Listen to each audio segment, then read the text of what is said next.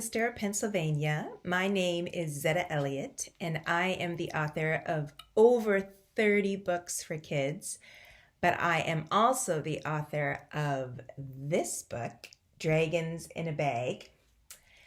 And I know that Dragons in a Bag is being read by a lot of kids right now because it's up for some awards in the state of Pennsylvania and Virginia and Utah and Michigan and Manitoba and Ontario. And I'm so happy that so many kids are reading my book. And since a lot of us are stuck at home right now, which is important, it's good for us to stay in. And you know what? I like staying inside, and I like to read, and I like to write, so I'm doing okay right now.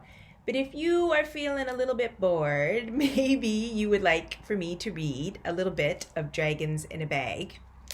I will start with the dedication. It says, "For Marie, whose dragons are still in my bag."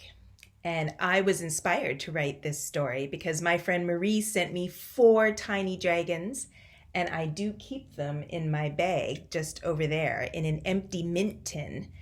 And maybe when we get to that part of the book, I will show you my little dragons. But for now, I'm going to start with Chapter 1. Chapter 1 does have an illustration. It's a picture of our main character, Jackson, and his mother.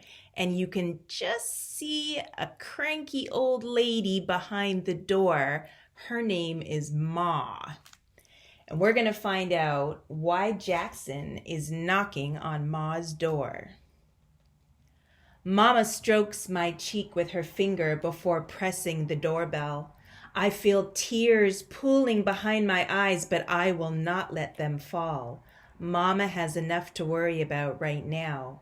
"It's only for a little while, Jackson. I'll be back before you know it." I nod and look up at the peephole in the door.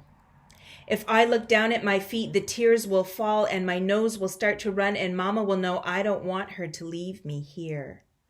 Mama's biting her lip and tapping her toe nervously. She presses the doorbell again, letting it ring longer this time. We both hear someone stirring and cursing inside the apartment. Mama laughs nervously and says, "Oh, Ma curses like a sailor sometimes, but she's a harmless old lady. She's fun too. You'll like her, Jax."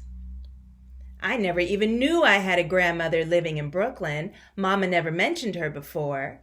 Sometimes Mama hides things from me, or that's what I let her believe. Mama thinks I don't know our landlord's trying to get rid of us. She takes down the eviction notices he pins to our front door, but I still know what's going on. Today, Mama has to go to court. I want to go with her, but Mama wants to leave me here instead. A heavy body shuffles toward the door. Mama and I wait patiently as at least 3 locks are turned. The chain stays on and lets the door open just a crack.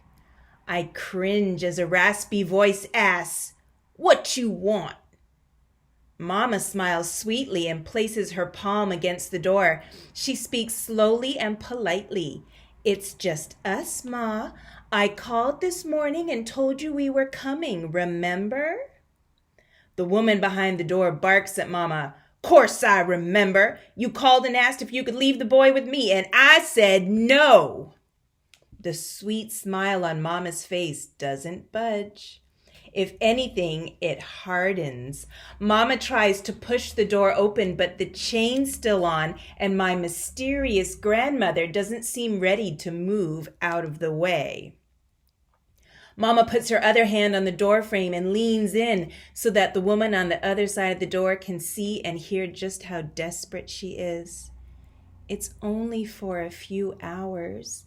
Please, Ma, you're all he has." I step back and wonder if that's really true. I'm sure Vikram would let me stay at his house for a while. His parents like me and don't mind having me around. Mrs. Patel calls me a good influence. That's what grown-ups who know me always say. But this mean old lady won't even open the door and give me a chance. If she doesn't want me around, that's fine by me. but it's not okay with Mama.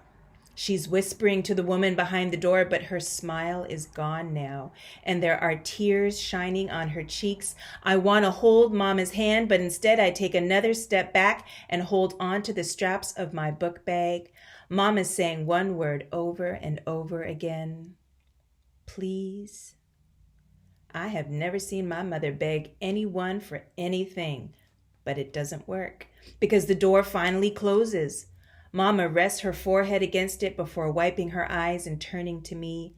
Let's go, Jax, she says wearily. Whew, I sigh with relief and take Mama's hand. Just as we start to walk down the stairs, I hear the chain slide and the door opens once more. 1 day. Give me your word, Alicia. 1 day. Mama says, I promise, Ma. Then she pulls me back over to my grandmother's apartment. The door is open, but the lights are off and I can't see anyone inside. Mama gives me a quick hug and pushes me through the doorway. Before I can ask her when she'll be back, Mama rushes down the stairs and is gone. That's chapter 1. So I will be back tomorrow to read chapter 2. Bye.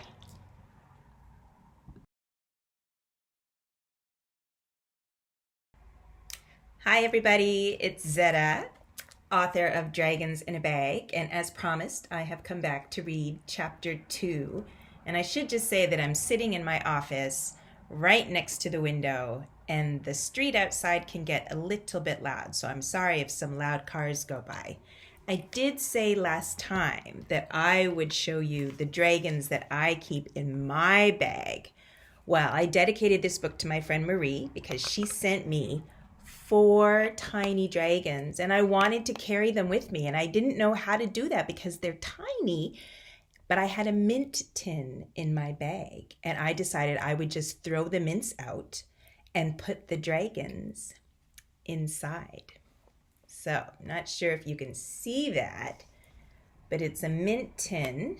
So if you smelled it, still smells like mints. And inside are 4 tiny little dragons. Now, they're made of rubber, they're plastic, they're not real. But I thought to myself, what if, because that's how all good stories begin, what if there was a witch who carried baby dragons in a mint tin in her bag? And what if she needed a helper? Well, Jackson is about to find out some important information about Ma. If you remember from chapter 1, first Ma didn't want to even open the door to let Jackson in. But then she opened the door and Mama left and Jackson had to go inside and the apartment was dark. Well, he goes down the hallway and he finds Ma in the kitchen. And there is something on the table that Jackson finds very interesting. So let's read chapter 2. I step inside the dark apartment. Lock the door, boy, my grandmother growls. I look at the 3 locks on the door and decide to just flip the one closest to the knob in case I have to make a quick exit. Then I let my eyes adjust to the shadows before searching for my grandmother. The apartment smells musty, but it looks tidy. The living room has 2 big windows with heavy curtains that shut out the spring sunshine. I shrug off my book bag and set it down by the door. I figure if things don't work out here, I can always run away and hope the Patels will take me in. I am standing in what must be the dining room. There's a short hallway to my right, and I think my grandmother's voice came from that direction. Light spills into the hallway, and a moment later I hear pots and pans clanging. I figure my grandmother must be getting ready to cook something, so I move over to the kitchen and stand in the doorway. My grandmother is wearing a purple velour house coat that clashes with the orange and green wallpaper in the kitchen.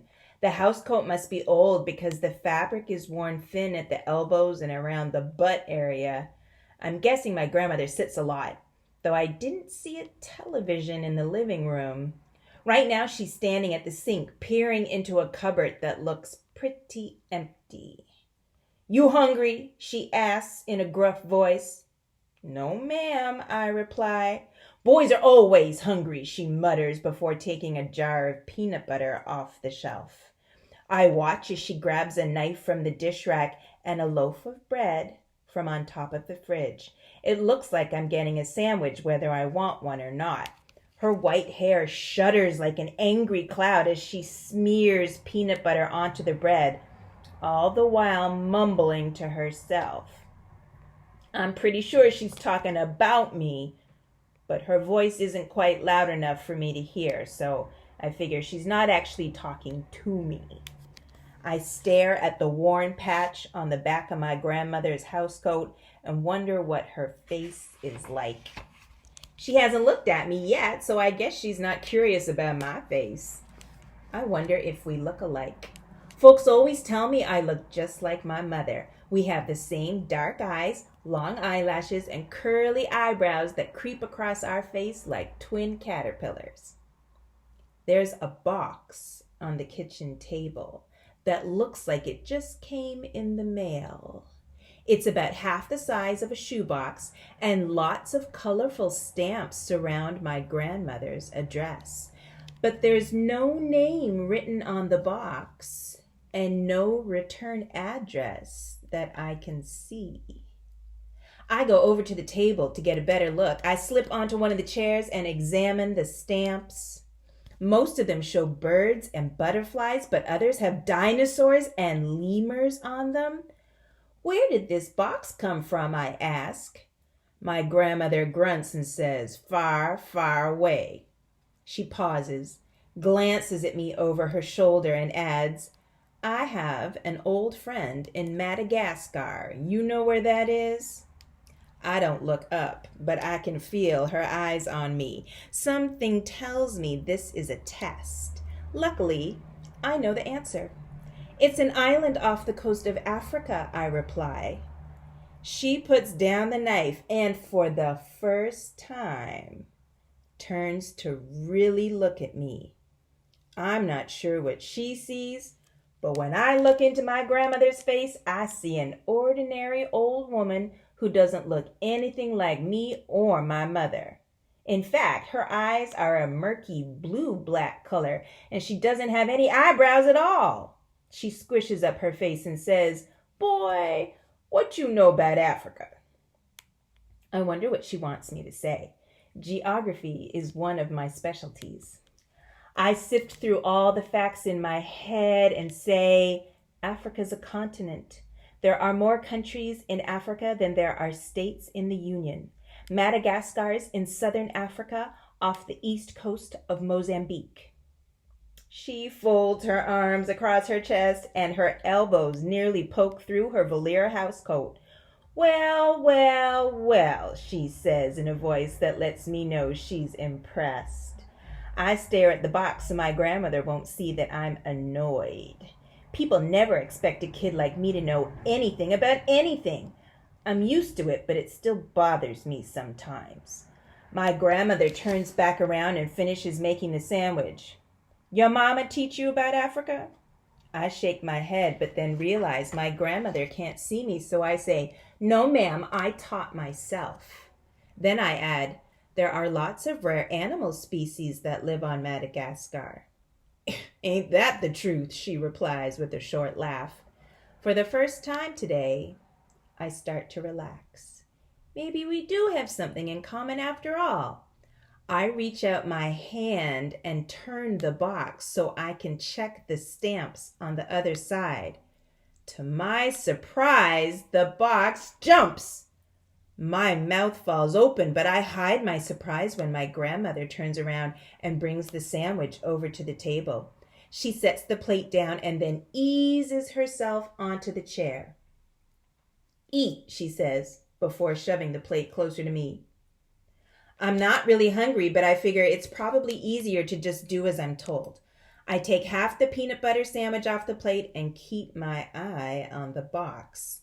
The peanut butter is thick, and it takes a long time for me to swallow just one bite. I glance over at my grandmother and see in her eyes that she's laughing at me. You need a beer to wash that down, she says. Why don't you grab yourself a bottle from the fridge? Beer? I'm 9 years old. I figure I'll just see what's inside the fridge and pour myself a glass of milk instead. I push my chair back and take 3 steps across the kitchen.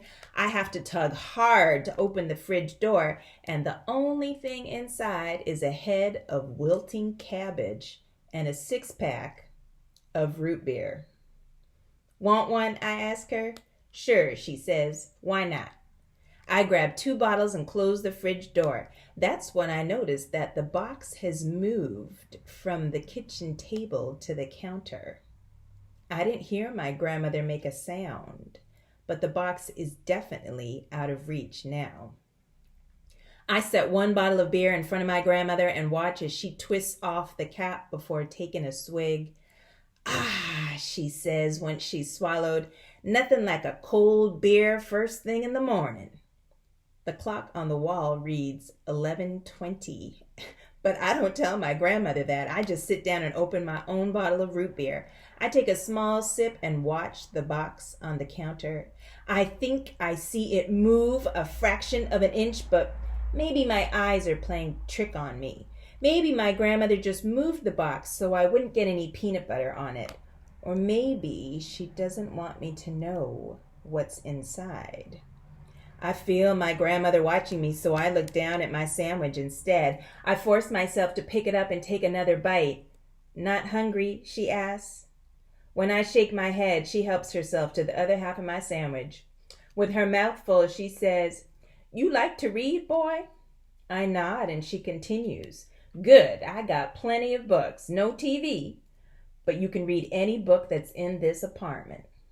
We don't have a TV either, I tell her, happy to have discovered another thing we have in common. Oh yeah, she replies. I guess your mama didn't forget everything I taught her. I glance at the box again. This time I'm sure I see it move. My grandmother gets up suddenly and puts the lid back on the jar of peanut butter before returning it to the cupboard. She slams the door shut and says, I need to make a phone call. When you're finished eating, just go on into the living room and find yourself a book. Understand? Yes, ma'am. And quit calling me ma'am, she snaps. It's getting on my nerves. Sorry, Grandma. I don't know if it's the peanut butter or the strangeness of that word that almost makes me choke. I take a quick sip of root beer and look up to see my grandmother's shocked face staring at me. Boy, I ain't your granny. Now it's my turn to look shocked. You're not? I stammer. Did Mama run off and leave me with a total stranger? Well, what should I call you then? I ask. She grunts and pushes her chair in. What everyone else calls me. Ma. Then the woman who is not my grandmother shuffles out of the kitchen, leaving me alone with the mysterious box. That's the end of chapter 2. I'll be back tomorrow to read chapter 3. Bye.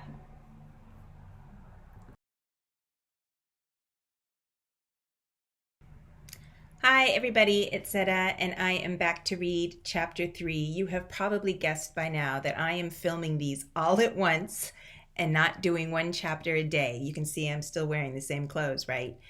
But sometimes I binge watch things that are online. I watch episode after episode after episode. So maybe you're going to want to do that too. And maybe you have your own book and you're reading along and you're going to keep reading after I've stopped reading aloud. That's cool too. You've probably noticed over my shoulder that I have some dragons in my apartment, including this little guy who's one of my favorites. He was crocheted by an artist named Erica Turner, and she sent him to me along with a crocheted Jackson and a bag to carry the dragons in. and another special little creature that maybe I will show you next time. But for now, we're going to read chapter 3. And you remember that Jackson was in the kitchen with Ma. They were enjoying a bottle of beer, root beer, and they were sharing a peanut butter sandwich. And there was a box on the table from Madagascar. And then Ma moved the box, and Jackson thought he saw it move. He thinks there's something inside. And then Ma leaves the room after revealing she is not his grandmother after all. So Jackson's already feeling a little bit uneasy, but he's eating his sandwich and watching the box when something else happens. I sit by myself in the kitchen with my eyes glued to the box and my mouth glued shut by peanut butter. I try not to blink, but nothing happens for so long that I cave. Did I imagine the whole thing? Maybe there's nothing special inside that box after all. Then I hear a scratching sound at the window, which is open just a crack. At first, I think the breeze is making the crisp yellowed paper blind scrape against the window frame. But when the sound keeps up, I realize there's something moving out on the fire escape. I take another swig of root beer to unglue my mouth, just in case I have to cry for help. Then I stand up and take a deep breath. I go over to the window and carefully lift one corner of the blind. The sight of a furry gray squirrel makes me sigh with relief. Squirrels are harmless, but this particular one seems determined to open the window. She reaches her paws under the edge and her sharp claws scratch against the metal frame. "Want to come in?" I ask, even though I know she can't understand me. But to my surprise, the squirrel stops reaching under the window and nods at me. I glance over my shoulder to make sure Ma's not coming. She must have one of those really old rotary phones because I can hear her dialing it in the other room. I tug at the blind so it rolls up a bit. The squirrel clasps her paws together and eagerly hops from one foot to the other. If I ever let a rodent into our kitchen, Mama would pitch a fit. I think they're kind of cute, but Mama says squirrels are just rats with bushy tails. I bet Ma would pitch a fit too, but something about this squirrel makes me think it's a risk worth taking. I lift the window so the squirrel has enough room to crawl inside. The first thing she does is hop onto the counter where Ma left the stamp-covered box. The squirrel grabs the box like she's going to lift the package up. Then she turns her head and rests it on top of the box. She closes her bright black eyes, and I realize she's listening to whatever's inside.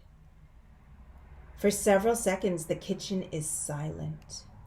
I can hear Ma's voice in the other room. It sounds like she's arguing with someone. Finally, the squirrel lets go of the box and bursts into a fast-flowing stream of screeches and chirps. I can't understand what she's saying, of course, which seems to frustrate the squirrel. She hops from the counter to the table and grabs what's left of my peanut butter sandwich. "Are you hungry?" I ask. "Go on, take it." "I don't want any more." I expect the squirrel to start nibbling at the half-eaten sandwich, but instead she hops back onto the counter and sets the sandwich on top of the box. We both wait to see what will happen. A low rumbling sound comes from within, and then the box suddenly jumps and the sandwich goes flying onto the kitchen floor. I bend down to pick it up, and that's when I feel the squirrel's 4 feet on my back. When I stand up, I see that she has hopped from the counter to the top of the fridge. The determined squirrel is pushing aside Ma's bread box to reach the cupboard it's blocking. You can see a little picture of the squirrel there with the sandwich.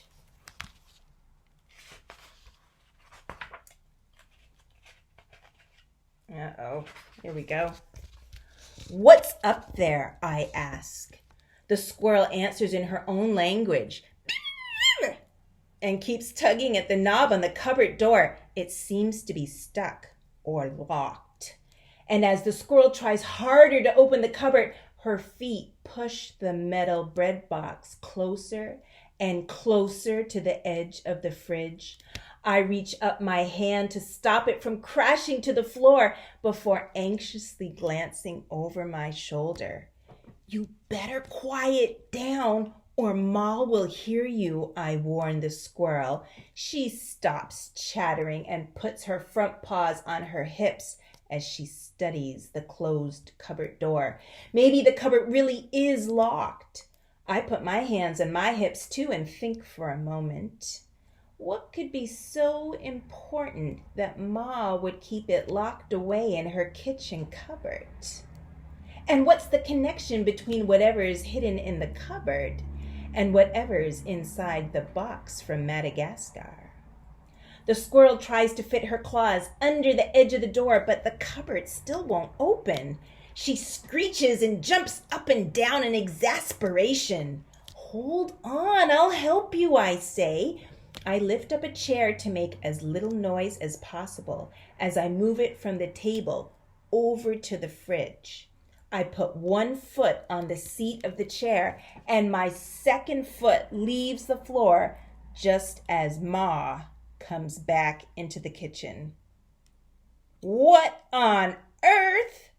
Ma's eyes dart from me to the squirrel and over to the box. I hop down from the chair and brace myself for a whole lot of hollering, but instead Ma quietly asks, "Where are the marshmallows?" "Marshmallows?" I ask. "Is that what Ma keeps locked away in her cupboard?" "You didn't give them any, did you, boy?" she asks with a panicked look on her face. "No, ma'am." She glances at me, so I quickly say, "No, Ma." Then I wonder just who she meant when she said, "them." Whatever's inside the box, there's more than one. The squirrel pounds her tiny fists on the cupboard door and screeches at Ma. "Who asked you?" Ma cries. "You nosy little troublemaker. Get out of my kitchen." When the squirrel doesn't obey, Ma grabs a wooden cane that's leaning against the wall. For a moment, I think she's going to wallop me, but instead, Ma raises the cane and aims for the squirrel. She jumps out of the way just in time, and Ma's cane crushes the metal bread box instead. There's Ma and her cane. The bread box clatters to the floor, and the squirrel lands on my head. Before hopping back onto the counter, she stands on her hind legs and chatters angrily at Ma. "Don't you tell me how to handle my business. I may be old, but I ain't daft. Now get!" Ma swings the cane again, and this time it comes down hard on the cardboard box. The squirrel and I gasp at the same time. Ma doesn't seem to care that there are things that are alive inside the box. She raises the cane over her head once more, but this time the squirrel surrenders. She backs away from the badly dented box, her paws held up in surrender. Then, to my surprise, the squirrel looks straight at me. She points at the locked cupboard above the fridge before squeezing out of the open window and disappearing down the fire escape. And that's the end of chapter 3. Hope you enjoyed it.